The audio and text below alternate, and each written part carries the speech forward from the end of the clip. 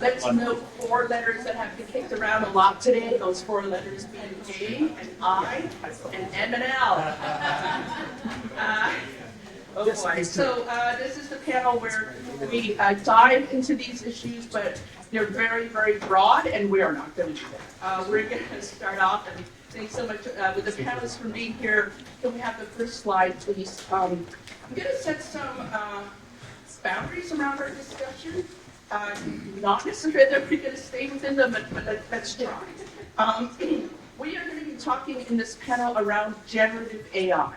There is machine learning, traditional machine learning, analytic AI is kind of called in generative AI.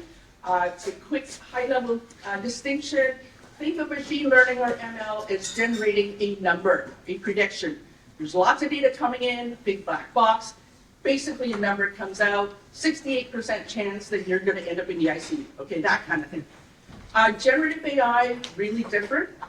It's where data comes in, which is text and words, including like the entire internet. And what comes out, what gets generated, is a string of words that add up to sentences, paragraphs, stories, compelling descriptions, all manner of hallucinations.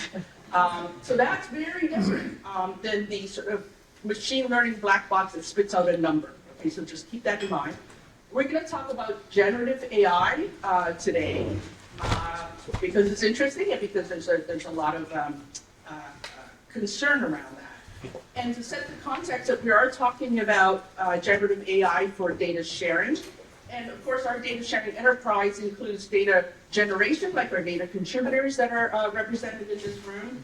And there's a lot of potential for AI, both generative and non-generative, around study design and data generation, around data integration and quality assurance, and then around data discovery, query, and extraction.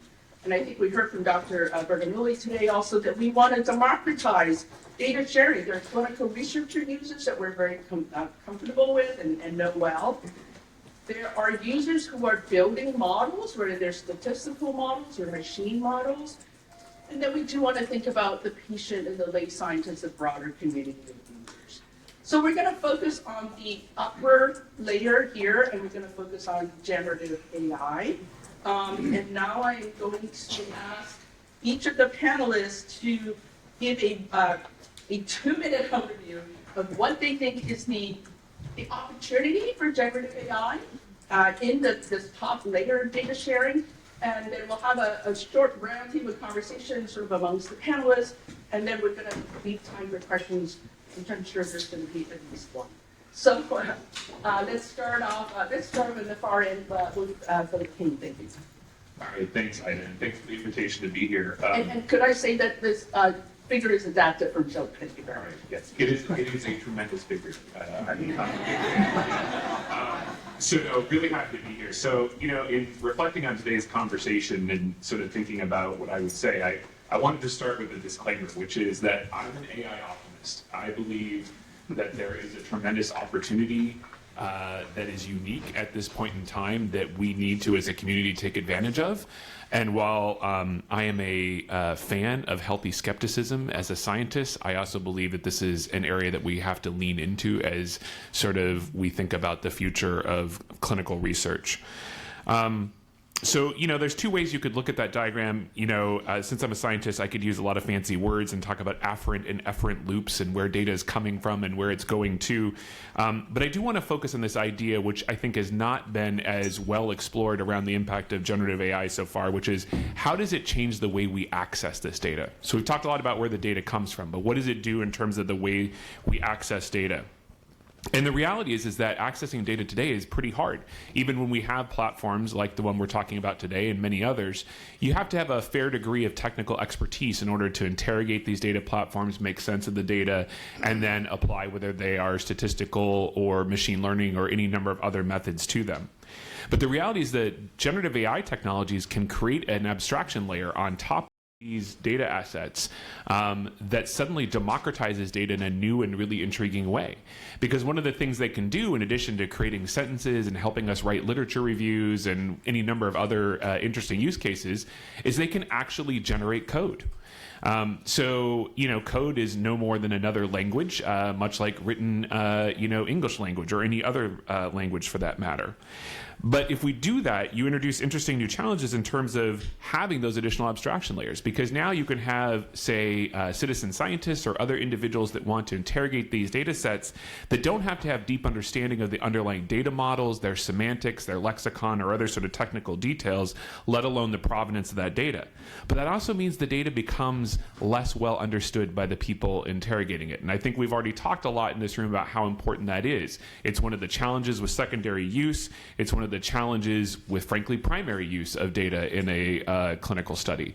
So I do think we have to sort of proceed with appropriate caution and sort of deliberative research to understand how that is going to be made possible. I also think when you think about the data analysis pipelines, again, these tools can be used to build sort of the sequence of tasks that we might use to make sense of these large multi-scale data sets that we produce in modern studies. But again, there are really critical decisions that occur throughout a data analysis pipeline that produce interim data products that sort of reflect your scientific rationale, etc. And if, again, those are sort of abstracted or hidden because we use generative AI to create, say, chatbot-like interfaces to these data, we may not appreciate those dimensions of how we analyze data, and that can create sort of reproducibility and rigor problems. So just to sort of wrap up, my sense is that data sharing, and I've been an advocate for this a while, is really necessary, but it is not sufficient to address what we're talking about in terms of enabling open science and reuse. Because I would argue that we have to share in equal measure sort of the design rationale and code and other artifacts that are produced when we analyze and make sense of that data. Otherwise, reproducibility and rigor does not happen. And then I'll just leave you with this. I have this experience right now as a person that believes in open science and does this type of research. I have a project focused on a rare genetic disease, neurofibromatosis type 1, where we have produced some very interesting findings through the use of machine learning to predict various subphenotypes of the disease.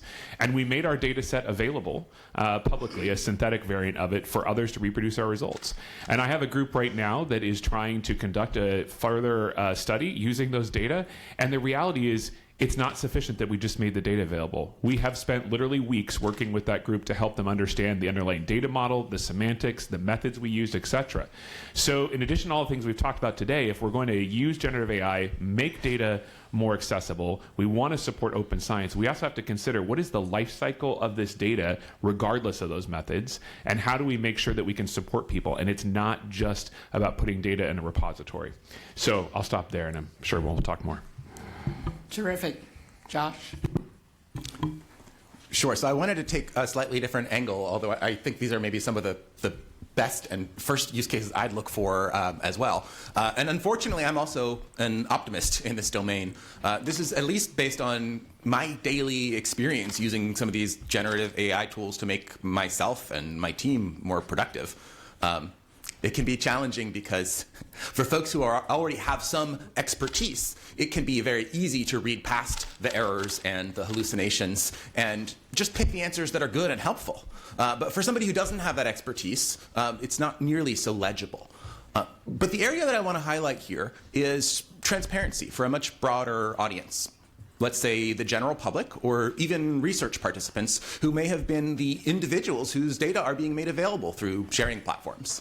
And I think there's a strong role that generative AI can play to make everything that's happening in those platforms more visible, more legible for those audiences. So for example, if there are data sets landing in a shared platform, if there are researchers requesting access to specific data sets in order to ask specific research questions, if there's results being discovered and published, how do you provide a feed for an individual who might not have deep expertise, but who might just be interested to see what's happening, who might be curious to participate in clinical research in the future themselves, or maybe already participated and just wants to see how their data are being used? And I think that there are ways to use these technologies to surface that kind of information and provide the transparency, which I'm very optimistic about.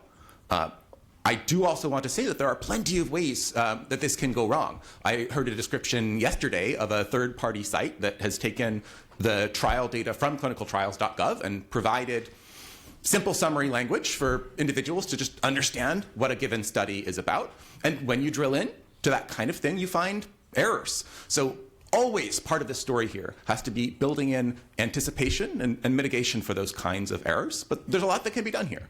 So one is actually thinking about first-party support. So rather than a third-party site kind of scraping data and putting up their view, that's sort of a general public interpretation, there's first-party accountability. So if you're publishing a plain language summary, you're responsible one way or another for the content that you publish. It doesn't mean that you've authored it all by hand. So maybe you've got drafts being written by some of these AI tools and refined maybe by people who are part of the workflow already.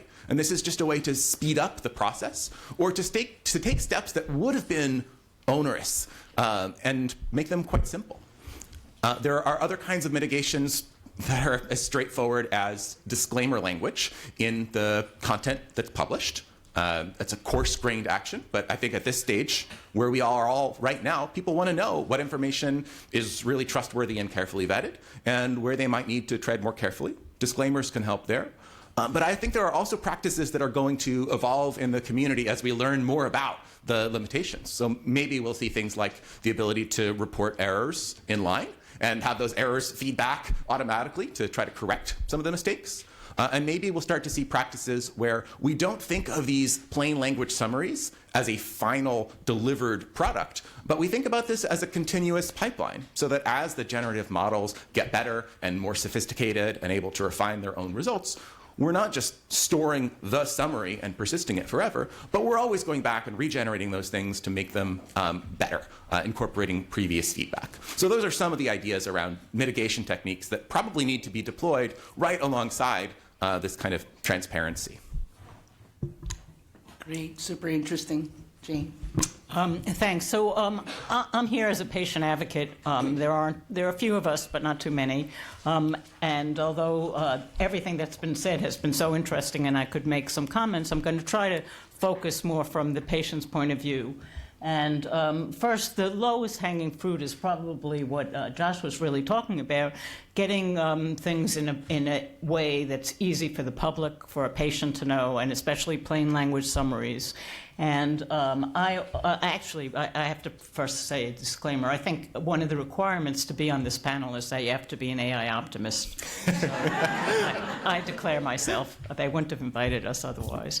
At any rate, so yes, plain language summaries are certainly one of the things that we can do. And a number of organizations have tried to provide these plain language summaries for many years. But it's difficult to do, and getting a first draft really helps a lot in some trials that I'm involved in. That's what we're doing. And I know last night we heard about this terrible case of, really awful ones that are out there on the web. But, not only am I an AI optimist, but I'm much more worried about all of the false information on the internet and everywhere else that people generate, not that computers generate. When we have AI-generated false information, usually it comes to the surface where people who are noticing that, who are even aware of AI-generated stuff, are aware, making a big case of it. But we have such a proliferation of falsehoods all over the place. That's what really worries me. So the low-hanging fruit is plain language summaries, making science, making healthcare information much more accessible to patients, to the public, and possibly to some of those citizen scientists that Monica talked about. I think that's very exciting. The other thing from a patient's perspective, and this might not quite focus in on generative AI, but it could possibly, but it focuses more on the data sharing, Vivli, clinical trial sharing. And that is the clinical trials that are in Vivli, and most of the clinical trials that are done are basically done in the interest of drug development. But from a patient's perspective, I'm less concerned with drug development than I am with treatment optimization. And they're definitely overlapping, but they're not always the same. However, in all of that clinical trial data, there's a lot of stuff that can and should be mined that I think can help us with treatment optimization. Scheduling, sequencing, dosing, really, particularly older clinical trials typically don't have typical patient populations. They don't adequately represent minority groups. But if you pool across multiple clinical trials, you can probably look for some of those differences. So, you know, whether you need generative AI or not, I'm not really sure. I think it's more of a qualitative change from traditional methods than really something different. But we can use these data sharing platforms to optimize patient treatment. Thank you. Great. I too am an AI optimist, so we'll put it out there. Yes, as a requirement. Just a heads up that in the breakout groups, the discussion question is going to be around how we balance the exciting opportunities of AI with some of the risk and thinking about guardrails. So this next part of our panel discussion, I'm going to ask the three panelists to give us either their experience or what you wish for Jane in terms of what those guardrails need to do to maintain trust and to allow us to explore this frontier in a way that is sufficiently safe, and I'll leave that undefined. So maybe let's start with Jane and tell us what you would want from a data sharing entity that is using generative AI, let's say to write patient plain language summaries. What would you want to see to be reassured of what it is they're doing? Well, to write plain language summaries, what I would like to see is them generate a first draft, but then have somebody else look at them. More generally, I really need to respond to, I think Daniel Ford, was he the person that talked this morning about patients not being in clinical trials because it was too much to do the data sharing. I might be overstating the point, but I don't think that is really a very big issue at all. The number one reason patients are not in clinical trials is because no one asks them. So I think we have to do better at getting investigators to ask patients. And then the other reason is not so much patient burden, it's whether or not the trial actually offers them benefit. You know, the burden is one of the things, but at least in serious diseases, patients are happy to be in clinical trials if they see some benefit. And, patients are always signing away the use of their data when they're in regular clinical care. That's not keeping them out of clinical trials, in my opinion, and in the opinion of many advocates that I work with. So the other guardrails is really what Ida was asking. It's not so much a guardrail, but I do think we must invest more in teaching people how to use these tools, whether it's experts. I mean, we use biostatisticians to work with clinicians, and we need to have more data scientists that are working well with them. But they have to communicate with each other. You know, a biostatistician that doesn't understand the clinical problem and that they're really not communicating well is not all that helpful in designing the clinical trial. Likewise, the data scientists need to be really integrated. So we have to invest more in that, and I think that will really help us. Great. Josh, some examples from your experience as an institution that's not necessarily related to data sharing per se, but I think just to put it out there, what kinds of mechanisms are being used in terms of, us thinking about guardrails around AI? Yeah, I mean, I really try to think about the kind of communities of consensus and where decision-making happens. So, one level I could look at this would be from, my employer's perspective at Microsoft. There's a set of responsible AI principles that delineate all kinds of issues around fairness and accuracy and transparency. And they also delineate between what you would consider high and other levels of risk. And anything that touches on making a decision that's going to affect somebody's finances or health or several other categories are automatically sort of high-risk areas. And so when a technology company tries to think about where they're going to build first-party products and tools, those high-risk areas present a lot of challenges. At the same time, there's customers in the healthcare domain, whether it's health systems, insurance companies, pharmaceutical companies, all of these organizations looking to deploy tools within their own spheres. And there it becomes very important to have a broader industry consensus. So there's a group that Microsoft participates in that's led by MITRE called CHAI, the Coalition for Health AI, that's taking a kind of top-down approach, bringing together stakeholders to look at challenges. They've published a blueprint in this domain about what does it mean for models to be useful and accountable and fair, and are working to publish more detailed guidance and guardrails, guidelines around how to deploy AI, generative AI in large measure, in use cases that touch on healthcare. And I think that kind of industry consensus is important. It's frankly a better place than large technology companies trying to set the rules of the road or dictate how these kinds of tools are deployed. But at the end of the day, I do see a kind of asymmetry for all the discussion about guardrails.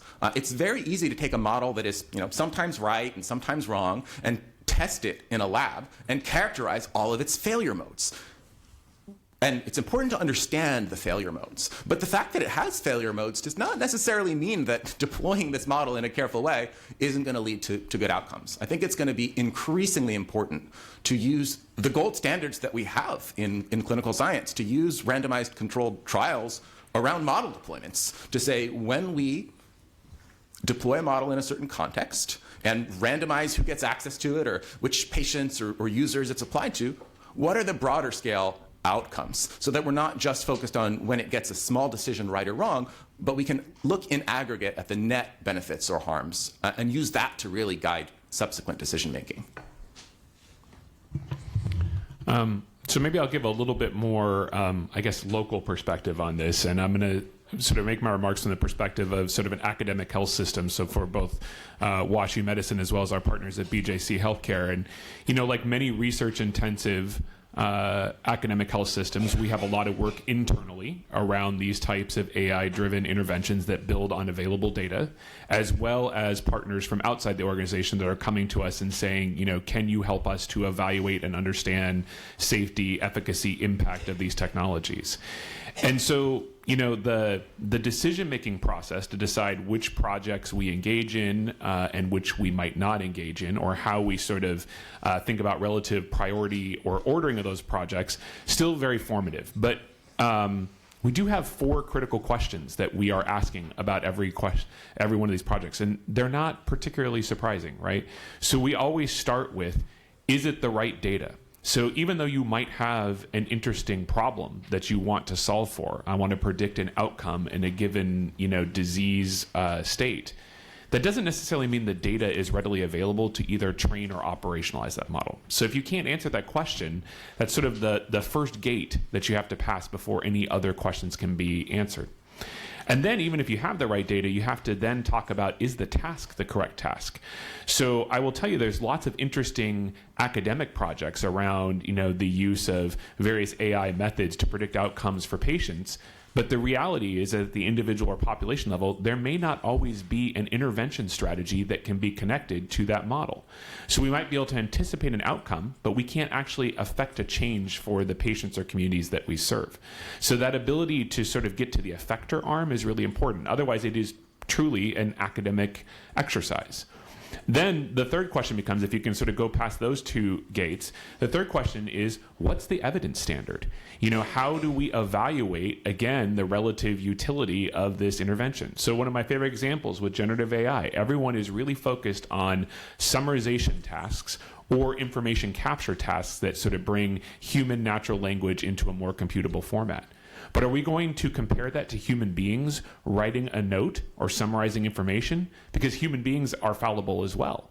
So you have a flawed gold standard. So therefore, the sort of ascertainment of what the sort of comparator is extremely problematic. So what is that evidence standard, or at least what's an evidence standard we're willing to live with in the absence of sort of an ideal evidence standard?